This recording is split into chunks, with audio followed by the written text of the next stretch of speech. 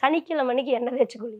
சனிக்கிழமை எண்ணெய் தேய்ச்சி குளி அப்படின்னா சனி பகவான குளிர்ச்சி ஐஸ் கட்டி கிரகம். அவரு தான் பாரம்பரிய கிரகம். நம்ம சூரியன் குருவெல்லாம் வந்து பார்த்தீங்கன்னா கௌரவம் ஈகோ கிரகம் தான். ஆனால் ஒருத்தன் பூர்வீக சொத்தை அனுபவிப்பானா, உன் சொத்தை சாப்பிட்றதுக்கு உனக்கு புள்ள இருக்கான்னு சொல்றது சனி தான் கொடுப்பாரு, கர்மக்காரகன். அதனால உங்களுக்கு நல்லெண்ணெய் தேய்ச்சி நல்ல ஃபைனல் கார்டை நல்லா நீவிட்டு நீங்கள் கல்யாணம் ஆனோடனே நீங்கள் பாரம்பரியத்தில் பார்த்தீங்கன்னா நிறைய நம்ம எங்கேயோ வந்துட்டோம் சார், எங்கேயோ தாண்டி வந்துட்டோம். இப்போ ஹெல்த்தியான புள்ள வேணுமா, நீ 40 வயசுல ரொம்ப உலகத்தையே பாதியை வளைச்சு போட்டுட்டு போனாலும் பரவாயில்ல அந்த குழந்தை வேணுமான்னு கேட்டால் அவன் இதைத்தான் செலக்ட் பண்ணுறான்.